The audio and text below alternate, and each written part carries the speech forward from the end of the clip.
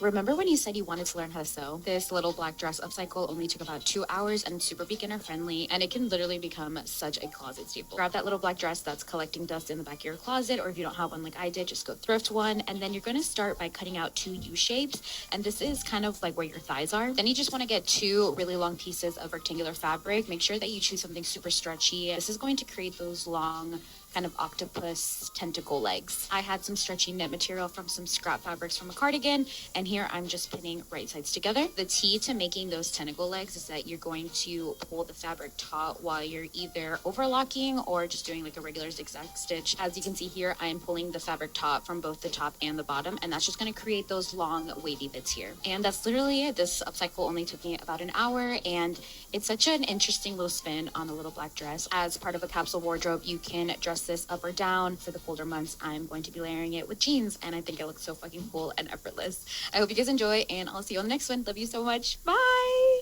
Wow, that is super cute. I love the fact that she made it like season friendly by layering it with jeans to make it like winter friendly.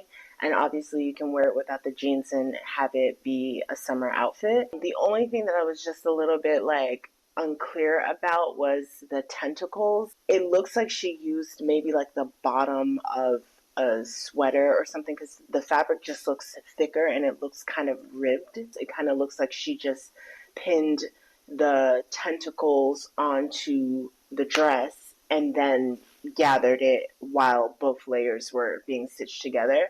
But for me personally, if I were to tackle this project, the only thing different that I would do is those strips of fabric, I would gather them separately. And then after they're gathered, then I would go ahead and attach them to the dress. But overall, I definitely would recommend this. And I feel like I might even give this a try myself.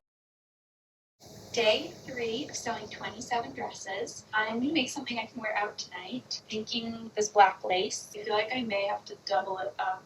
Honestly, I kind of just want it to look like this. I've doubled it over up here so it's not so see-through. And then I'll have all of this extra fabric. How fabulous would that be to do a cape? Okay, I'm switching to voiceover. I was trying to figure out if I wanted to do sleeves. I cut this way too small, so I had to add another panel in on the side. And then fit pretty nicely, but I doubled it over. Okay, again, toying with the idea of sleeves. Should I add like a little bolero or little cap sleeves? Please let me know. Anyways, it's totally see-through, so I'm wearing it over pants right now. And then I like that neckline a lot, and I also ended up adding little straps, which I like it strapless, but this is also pretty comfortable. Like it keeps it up. But I also think little cap sleeves would be cute with that extra fabric. I do think it probably would look cute over something that's not pants. But what should I do with the extra fabric? Wow, that's so cute and exciting because it's so simple to make, you know? So basically, she just took a big wad of fabric and then she just wrapped it around her body as a tube and then just cut it. And then after she cut it, she folded over the top and then she laced through some string for the gathering effect, and then she laced through some string for the straps. The only thing I would flag the way that she did, of course, is that when you're wrapping the fabric around your body, you just want to make sure that where you're cutting is going to actually fully cover your body, or else you'll have to like add in a patch of fabric to accommodate the like missing fabric that you like overcut. You know what I mean? It's better to be in a position where you have to take off fabric rather than having to add fabric. One thing I was wondering about was like, how was she able to get the strap like through the fabric? Like, I'm not sure if she like put a hole in the fabric or she just kind of like pushed the string through like the holes like within the lace itself. So that was something that I was curious about for both the front as well as the side straps. Like, how did she do it? Overall, I think this is a good like beginner project, more or less, because you don't need like a pattern or anything like that. You don't even need like measurements too either. So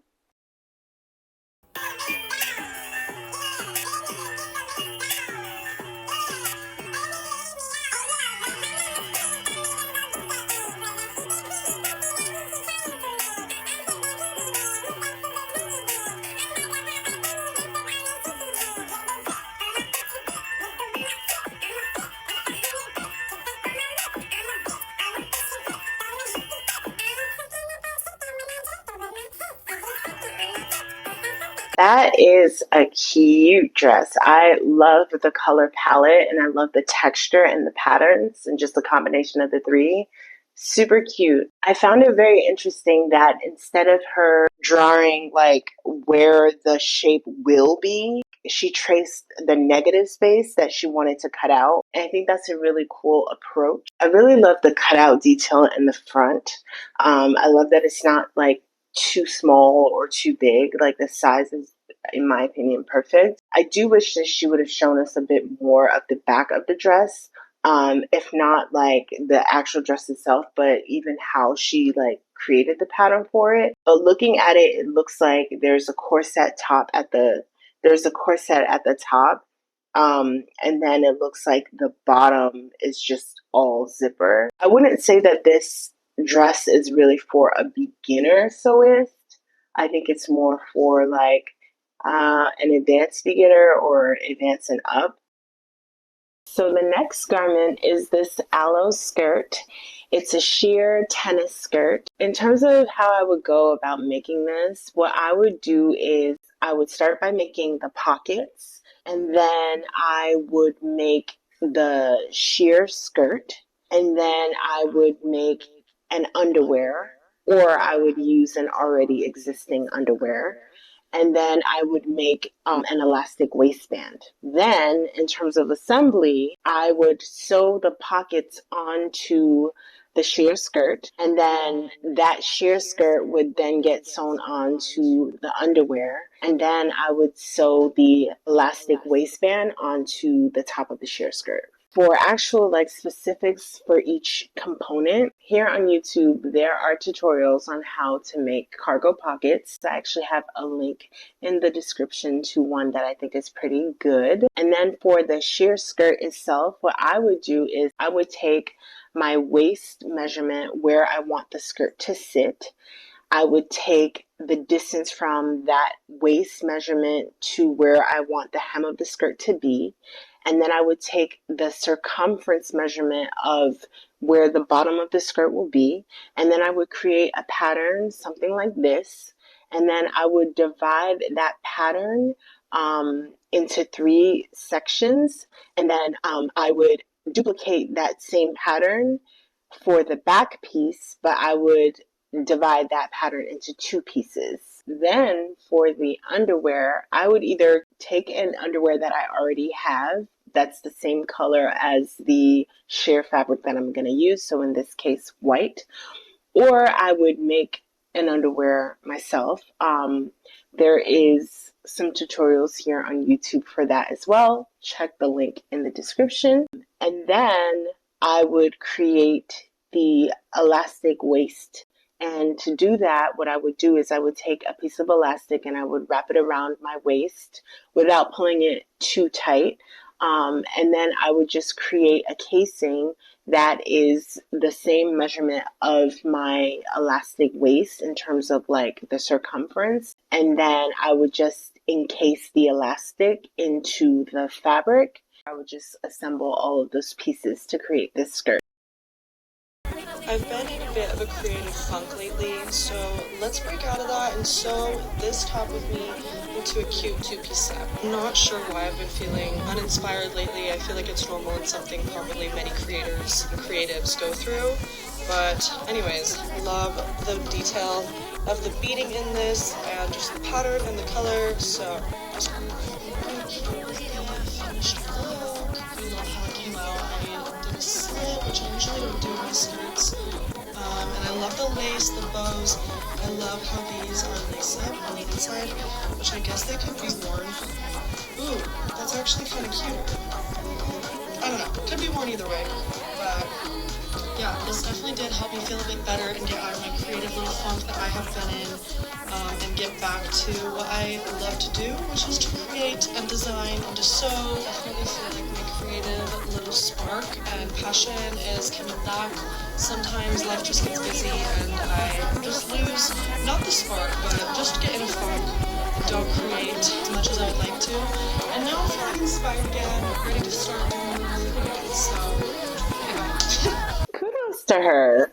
Shout outs, kudos, positive vibes, all of it to her, because I totally understand what it means to be a creative who just loses like the will to carry on, whether it's because of stress from work or family or just anything or just the unknown. Like sometimes you just start in a funk and you don't necessarily know why. But that moment when you bounce back, oh my gosh. Oh my gosh. It is the best, like, it's the best thing ever. It's almost like you have a new life. So, are you a creative yourself? Like, have you felt that way too? Do you understand what it is that she's talking about? Let me know below because I'm curious. Okay, so now let's talk about the garment. I didn't even realize the beading details in the fabric, which is really, really dope. And I really love the bow accents that she added. Like bows are definitely in season. Like they're definitely trending this spring summer season coming up. I love the fact that she has like the two separate like wrist bands, I guess. She could even pair it with like other outfits, or maybe just wear one, or maybe like wear them a little higher. I would only say that just like if you don't really want to end up with a skirt that is like too short, just make sure that you're starting with a dress or a t-shirt that is pretty large so that you have a good amount of fabric to work with and you don't end up in a situation where like the skirt is too short and unwearable. This was a really, really dope upcycle, and it definitely can stretch like in so many different ways creatively. Our next garment is this athleisure wear by Aloe, and it can double as a workout top as well as a regular going about your day type of top. At first glance, this is basically a cami top. These lines right here is what makes it really pop. So I would take an already existing cami, I would put it on right side out, and I would just draw lines around where my bra wire is, and then along the sides as well, basically everywhere where you see it in the picture. And then I would take off the top. Then I would make a long strip of fabric, as if I were making a spaghetti strap, basically. And then once I have my strap, I would then just pin it down on top of the lines that I drew on my top, and I would just sew it down into place. I think that that is like the most simple way to go about it. But if you wanted to go even further to match this aloe shirt, what you could do is add a dart to the bust. So if you see there's a dart right here. In terms of functionality, if you wanted to wear this as a workout top and you're one of the girlies who need the extra support, like me, what you could consider doing is adding underwire to it. But doing it that way is a bit more intricate and time consuming and requires a bit more material.